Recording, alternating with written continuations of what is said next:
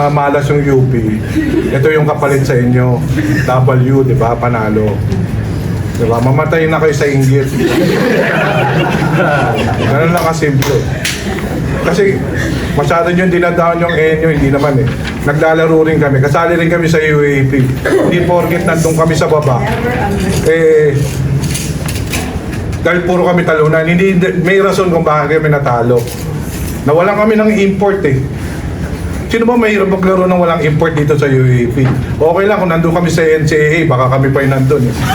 Sa taas eh. Ganun lang kasimple yun eh. Oh.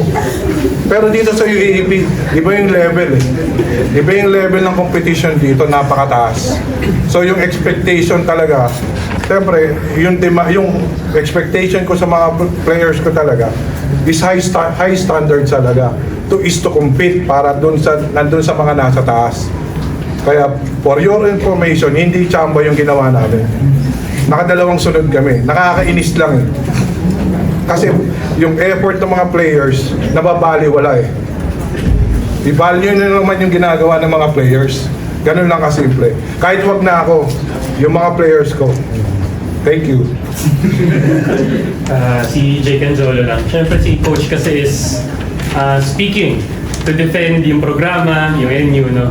Pero kayo as players, dinamdam nyo rin ba na kumbaga kahit 20 puntos yung panalo ninyo, malaking panalo against UP, may mga nagka-question pa rin na baka malas lang yung UP.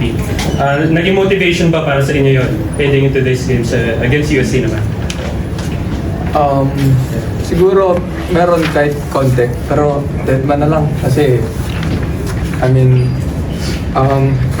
ba't pa namin yun nagawa kasi yun nga ginusto naman namin eh. So parang para sa amin bahala na sila kung ano sabihin nila eh, win is a win. Yan lang. So, para sa akin yun nga sabi ni Joel, dead man siya bashers. So masarap kasi sa feeling pag nakakatalo ka ng mga big boys eh. So lang namin na ibalik, no? Na one of the big boys nila.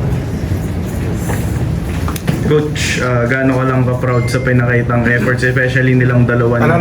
Gaano ka ka-proud sa pinakitang effort nilang dalawa, especially nung humabol kayo ng dulo tapos nilamangan niyo? Actually, lahat ng players ako proud ako kasi yun nga, we're undermanned. Hanggang dulo nagtatrabaho pa rin sila. Hindi lang dito sa dalawa na to.